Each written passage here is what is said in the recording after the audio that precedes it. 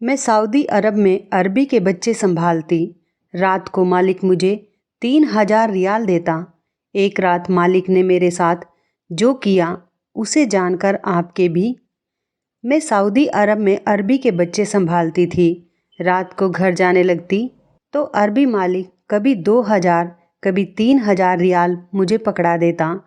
महीने बाद तनख्वाह भी अच्छी खासी मिलती। एक रात अरबी की बीवी नाराज होकर घर से चली गई और अरबी ने मुझे घर पर रोक लिया। मेरे होश उड़ गए। उस रात अरबी ने मेरे साथ, मैं और मेरा पति सऊदी अरब में रहते थे। हम दोनों ही बीए पास थे, इसलिए मेरे पति को एक फैक्ट्री में वर्कर की नौकरी मिल गई, लेकिन उसकी तनख्वाह इतनी ना थी कि घर का गुजर बसर अच्छे से होता। इसलिए मैं भी एक अरबी के घर उसके बच्चे की केयर टेकर के तौर पर ख्याल रखने लगी। वो अरबी जो बहुत अच्छा इंसान था, उसने मेरी तनख्वाह भी अच्छी रखी थी। जब मैंने अपने पति को इस नौकरी के बारे में बताया तो वो बहुत खुश हुआ। कहने लगा, अगर हम दोनों मिलकर मेहनत करेंगे तो घर के खर्चे के अलावा कुछ पैसे भी जमा हो जाएंगे। मैं भी दिन भर खाली होती थी, इसलिए घर के सारे काम सुबह ही निपटाकर मैं उस अरबी के घर चली जाती थी। उसके 2 छोटे बच्चे थे, दोनों ही जुड़वा थे, एक बेटी और एक बेटा। दोनों 1 साल के थे। उसकी बीवी बच्चों पर ज़्यादा ध्यान नहीं देती थी, इसलिए उन दोनों बच्चों की पूरी जिम्मेदारी मुझ पर थी। मैं सुबह के 8 बजे से लेकर शाम के 8 बजे तक उसके घर पर रहती थी। मुझे हैरत होती थी कि एक माँ होते हुए भी वह अपने बच्चों को देखती तक नहीं थी। बच्चों को खिलाना पिलाना, उनका ख्याल रखना, ये सब मेरी जिम्मेदारी थी।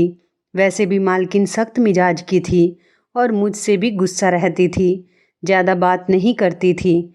मुझे अभी उनके घर कुछ ही दिन हुए थे काम करते हुए। मैं उस औरत के मिजाज को अच्छी तरह से समझ गई थी।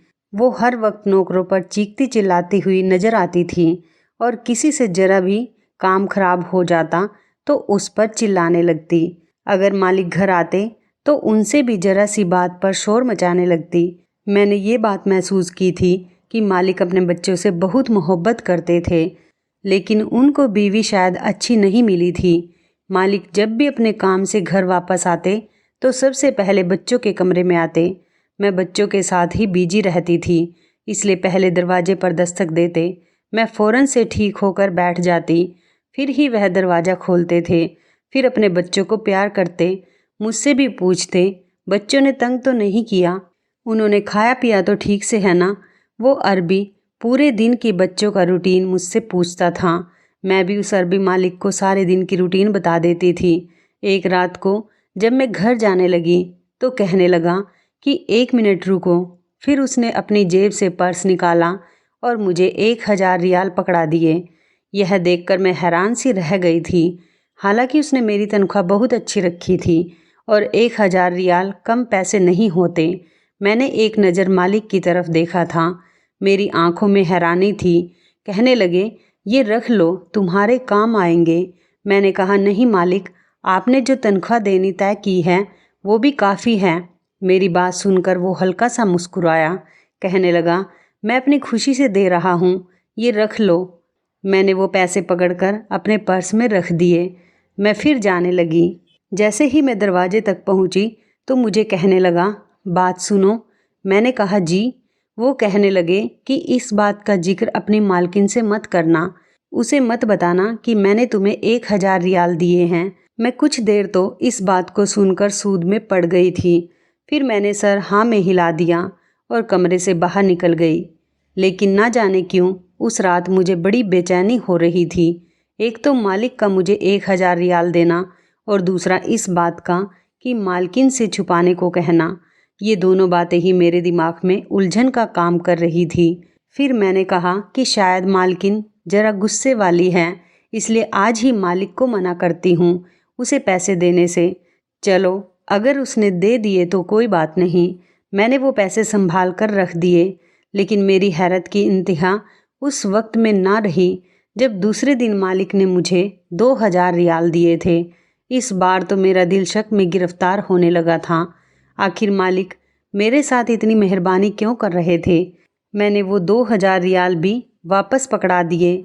मैंने कहा मुझे ये नहीं चाहिए, आप क्यों मुझे रोज़ रोज़ इतने पैसे दे रहे हैं। मैंने फटाफट से अपनी चादर को सही किया था क्योंकि वो मेरे चेहरे को बड़ी गौर से देख रहे थे। कहने लगे कि आप मेरे बच्चों का ख्याल रखती हैं, इसलिए मैंने कहा वो मेरी ड्यूटी है और उसके पैसे मैं आपसे लेती हूँ। फ़िलहाल मैंने उस दिन उस शख्स से कोई पैसा नहीं लिए और घर वापस आ गई। लेकिन अगले ही दिन जब मैं बच्चों को संभालने के लिए गई तो मैंने देखा कि वो मालिक अपने काम से बाहर नहीं गया था, बल्कि घर पर ही था और बच्चों के पास ही था। जब मैं आई तो मुझसे कहने लगा कि इतनी देर से आई हो, आपको पता है मेरे दोनों बच्चों को बुखार चढ़ा हुआ है। उसके लहजे में फ़िक्रमंदी थी और थोड़ा लहजा सख्त भी था। मैंने घबरा कर जब घड़ी की तरफ देखा तो 8:20 बज रहे थे और मैं इसी वक्त आती थी। मैंने कहा मैं तो अपने वक्त पर आई हूँ। फिर मुझसे कहने लगा कि इसी चीज़ के तो आपको पैसे दे रहे थे कि आप मेरे बच्चों का ख्याल ज़्यादा रखती हो। देखिए सुबह से उनको बुखार है, उनकी माँ तो उनकी परवाह नहीं करती, लेकिन मैंने आपको नौकरी पर रखा है ताकि मेरे बच्चों की अच्छी से अच्छी केयर हो सके। इसलिए नहीं कि आप 8:20 पर आओ और मेरे बच्चे यहाँ पर बीमारी में रोते रहें। एक बच्ची तो सो रही थी, लेकिन उसका जो बेटा था वो रोए जा रहा था। मैंने फटाफट से उसे मालिक से लेकर अपनी गोद में ले लिया। दोनों बच्चे मुझसे बहुत ज़्यादा लगाव रखते थे। जैसे ही वो बच्चा मेरी गोद में आया वो बिल्कुल खामोश हो गया। मैंने उसे सीने से लगाया तो वो बुरी तरह से तप रहा था। मैंने उसका माथा चूमा। मैंने कहा आपको मेरा इंतज़ार करने की बजाय बच्चों को डॉक्टर के पास लेकर जाना चाहिए था। देखो तो सही बच्चों को कितना बुखार है। मेरी बात सुनकर उसने अपने माथे पर हाथ मारा था और कहा मेरी अकल काम नहीं कर रही थी। वाकई मुझे तो उन्हें डॉक्टर के पास लेकर जाना चाहिए था। फिर उसने सोई हुई बेटी को गोद में उठाया और मुझसे कहने लगे कि चलो मेरे साथ, मैं उन्हें डॉक्टर को दिखा दूंगा। यह सुनकर मैं कुछ चौंक सी गई। मैंने कहा आप मुझे क्यों ले जा रहे हो, आप मालकिन को लेकर जाइए, वह माँ है और माँ बेहतर बता सकती है। मेरी बात पर मालिक थोड़ा सा मुस्कुराए और कहने लगे माँ ऐसी होती है क्या, जैसे कि मेरी बीवी है, इसे तो पता तक नहीं है कि उसके बच्चों को कौन सी दवाई देनी है और कौन सी नहीं। दवाई तो आपने उन्हें पिलानी है, ख्याल भी आपको ही उनका रखना है। तो बेहतर होगा कि आप मेरे साथ चलो। मैं मालिक के साथ जैसे ही कमरे से बाहर निकली तो मालकिन बाहर हाल में बैठे टीवी देख रही थी, साथ ही चाय भी पी रही थी।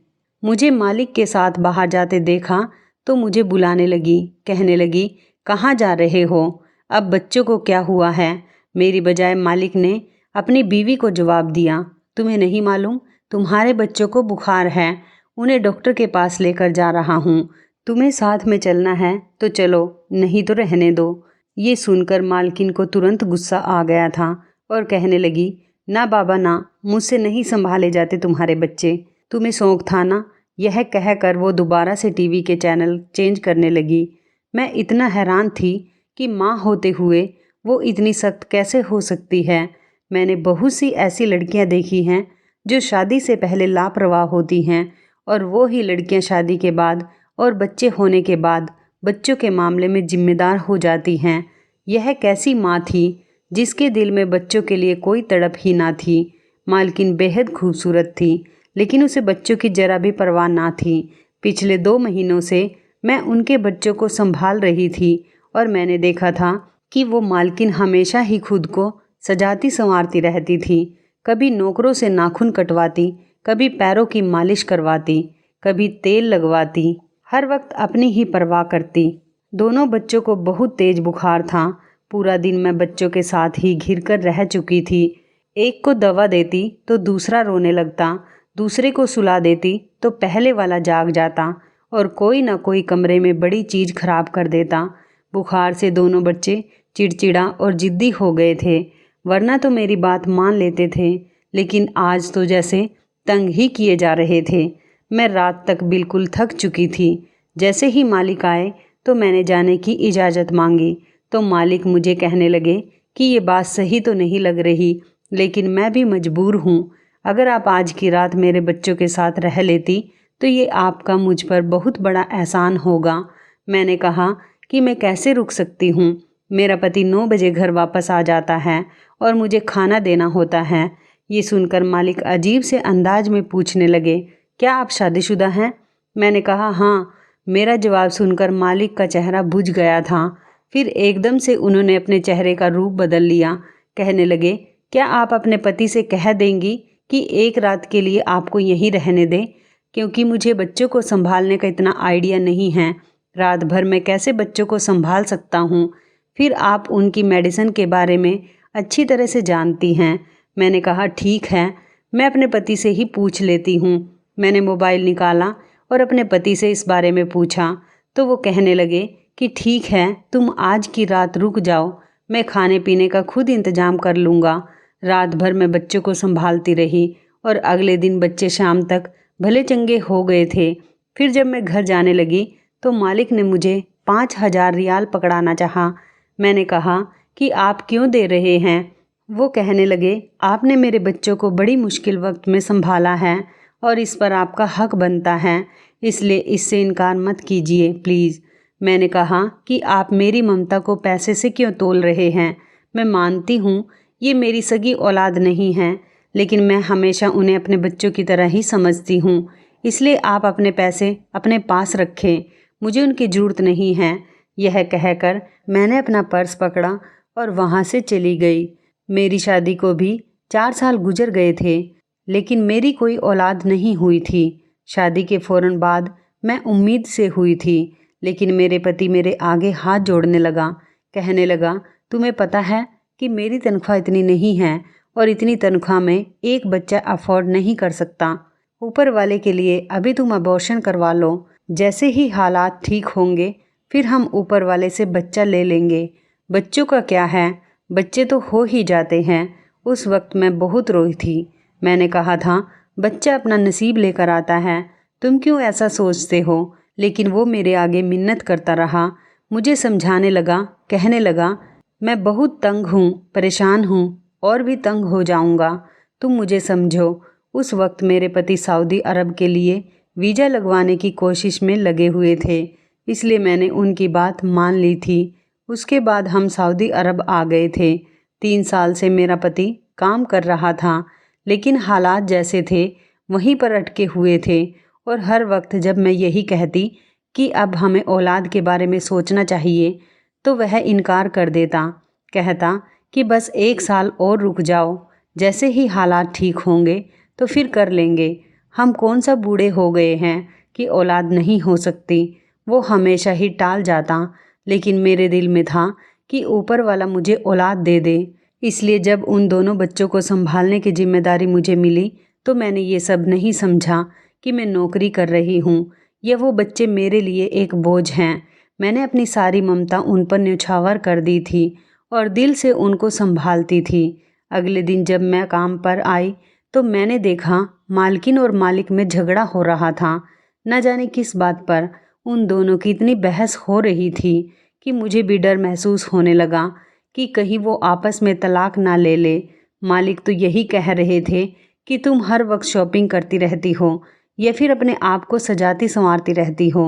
एक रात ही को तुम्हें बच्चों को संभालना पड़ता है और वो भी तुम दूसरे कमरे में जाकर सो जाती हो।